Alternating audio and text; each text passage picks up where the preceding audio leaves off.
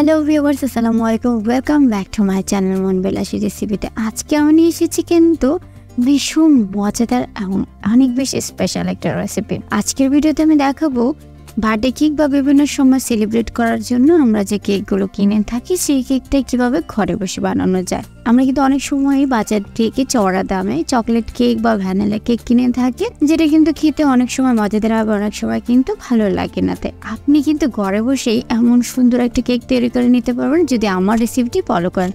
আমি আজকে পুরো ভিডিও জুড়ে দেখাবো কিভাবে আমি এই ঘরে বসেই ভ্যানিলা কেকটাকে তৈরি করে নিচ্ছি, যেটা খেতেও হয় ভীষণ মজাদার। আর নিজেদের প্রিয় দিনগুলোকে উদযাপন করার জন্য যদি নিজের হাতের বানানো কেক হয় তাহলে কার না ভালো লাগে। তো চলো কথা না বলে আমি দেখিয়ে দিচ্ছি কিভাবে আমি আজকের বার্থডে কেকটাকে তৈরি করে নিচ্ছি। আর আমার রেসিপিটি ফলো করলে কিন্তু আপনি একদমই সফট বা স্পঞ্জি একটা কেক কিন্তু তৈরি করে নিতে পারবেন।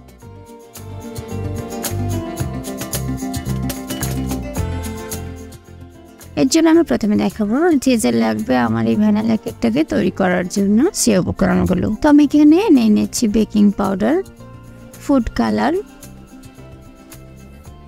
ভ্যানিলা এসেন্স এবং বেকিং সোডা, আর সাথে নিয়ে নিচ্ছি 5টি ডিম, আর নিয়ে নিচ্ছি 2 প্যাকেট গরুর দুধ। তারপরে একটি বলে আমি 5টি ডিমকে একে একে ভেঙে নেব।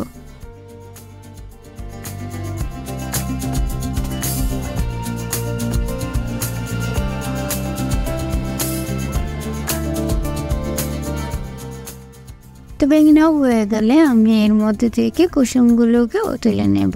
আপনি কুসুমটা ধরে নিচের থেকে হালকা চাপ দিলে কিন্তু সাদা অংশটা পড়ে যাবে। তো এভাবে আমি সবগুলো কুসুম তুলে নিচ্ছি। এবার আমি ইলেকট্রিক বিটার দিয়ে এই সাদা অংশটাকে খুব ভালোভাবে বিট করে নেব কিছুক্ষণ। কেকটা তৈরি করার জন্য আর সফট হওয়ার জন্য অবশ্যই কিন্তু এটাকে ভালোভাবে বিট করে নিতে হবে। তো এটাকে বিট করে এর মধ্যে আমি 1/4 কাপ চিনি দিয়ে দেবো। আর এই চিনিটাকে কিন্তু একবারে দেওয়া যাবে না, আমি এটাকে 3 বারে দেবো। অল্প কিছুটা চিনি দিয়ে আমি এটাকে আবারও বিট করে নিব, তারপর আবারও আমি অল্প কিছুটা চিনি দেবো। এভাবে 3 বারে আমি চিনিটা দিয়ে কিন্তু বারবারই এটাকে বিট করে নেব।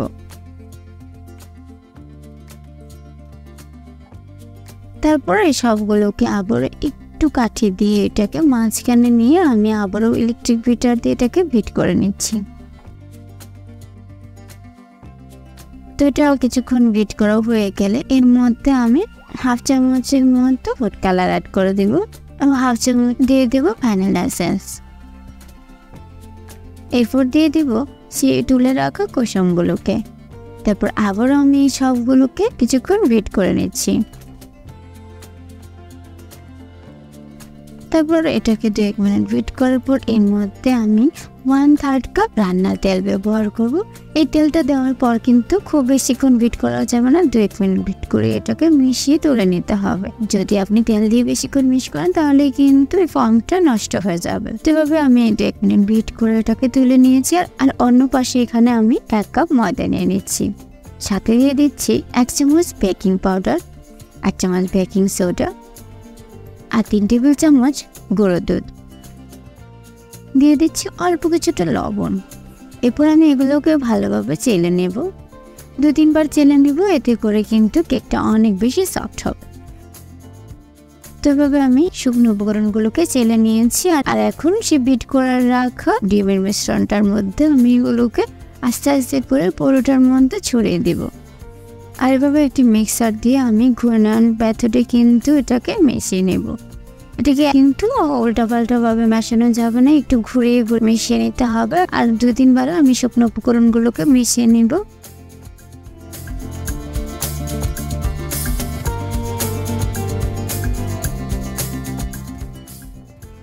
এভাবে আলতো হাতে এটাকে মিশিয়ে নিয়ে এর মধ্যে আমি 1/3 কাপ দুধ ব্যবহার করব।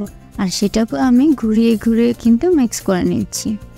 তো এবার মিক্স করা হয়ে গেলে আমি 9 ইঞ্চি একটা মল নিয়ে নিয়েছি, যেটাতে আমি কেকটা তৈরি করে নিব। এবং অল্প কিছুটা তেল দিয়ে হাত দিয়ে আমি চারপাশটাকে লাগিয়ে নিচ্ছি, এতে করে কেকটা কিন্তু অনেক সুন্দরভাবে উঠে যাবে। তারপর এটা সমপরিমাণ একটি কাগজ কেটে আমি এটার মধ্যে বসিয়ে দিচ্ছি। এবং হাত দিয়ে চেপে সুন্দরভাবে এটার সাথে লাগিয়ে নিচ্ছি।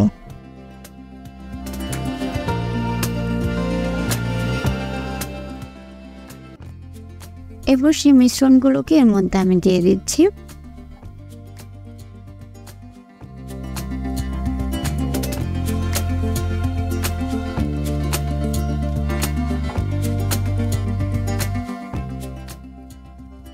তারপর আমি একটি কাঠি দিয়ে এটার ভিতরেটা ঘুরিয়ে নিয়েছি যেন কোনো পেনা না থাকে। তারপর আমি একটি পাত্রের ভিতরে একটি লোহার শিক দিয়ে আর পাত্রটাকে 5-6 মিনিট আগে আমি গরম করে নিয়েছি। তারপর এর মধ্যে আমি শিকাকে বাটাটাকে দিয়ে দিচ্ছি। তারপর একটি ঢাকনা দিয়ে ঢেকে নিয়েছি এবং একটি ভারী পাত্র দিয়ে দিয়েছি। তারপর আমি এটাকে 45 মিনিট একদমই লো থেকে মিডিয়াম আঁচে এটাকে জাল করে নেব। আর অন্যদিকে আমি কেকটার জন্য ক্রিম নিয়ে নেব। এখানে আমি হুইপিং ক্রিম নিয়ে নিয়েছি এবং এখান থেকে 1 কাপ ক্রিম একটি মিক্সিং বলে আমি নিয়ে নিচ্ছি। তারপর আমি আবারও সেই বেটারটা দিয়ে এবার ক্রিমটাকে বিট করে নেব। কয়েক মিনিট বিট করার পর ক্রিমটা কিন্তু অনেক বেশি সুন্দর হয়ে যাবে আর কেকের জন্য একদম পারফেক্ট রেডি হয়ে যাবে।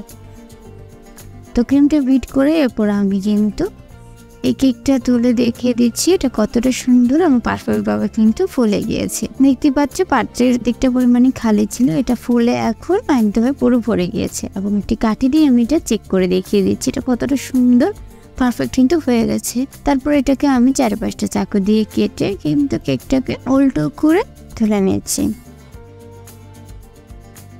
আর এখানে আমি তৈরি করেছি সুগার সিরাম। সুগার সিরামটা তো সবাই জানে, চিনি আর পানি দিয়ে মিশালে কিন্তু এটা তৈরি হয়ে যায়। কেকটা ডেকোরেশন করার জন্য এটা কিন্তু অবশ্যই লাগবে। তো আমি এখানে কিন্তু আগে থেকে কেকটা ডেকোরেশন করে নিয়েছি, যেটা এখানে দেখানো হয়নি। আমি পরবর্তী ভিডিওতে দেখিয়ে দেবো কিভাবে আমি কেকটাকে ডেকোরেশন করে নিয়েছি ক্রিম দিয়ে। আমার পরবর্তী ভিডিও দেখতে হলে কিন্তু অবশ্যই আমার চ্যানেলটিকে সাবস্ক্রাইব করে দেবে। আমি পরবর্তী ভিডিওতে দেখিয়ে দেবো কিভাবে আমি কেকগুলোকে ডেকোরেশন করে নিই। তো বন্ধুরা তোমরা দেখতে পাচ্ছ এই কেকটা কিন্তু কতটা সুন্দর এবং স্পঞ্জি হয়েছে, যেটা খেতেও কিন্তু ভীষণ মজাদার হয়। নিজের প্রিয় দিনগুলোকে উদযাপন করার জন্য আপনি কিন্তু ঘরে বসে এমন সুন্দর কেকটা তৈরি করে নিতে পারেন। তো বন্ধুরা আমি আশা করছি আমার আজকের রেসিপিটি তোমাদের ভালো লেগেছে। আর আমার রেসিপিটি যদি ভালো লাগে তাহলে প্লিজ আমার চ্যানেলটিকে সাবস্ক্রাইব করে দিও। দেখা হবে তোমাদের সাথে আবার নতুন কোনো রেসিপি নিয়ে। সে পর্যন্ত তোমরা অনেক বেশি ভালো থাকবে। আল্লাহ হাফেজ।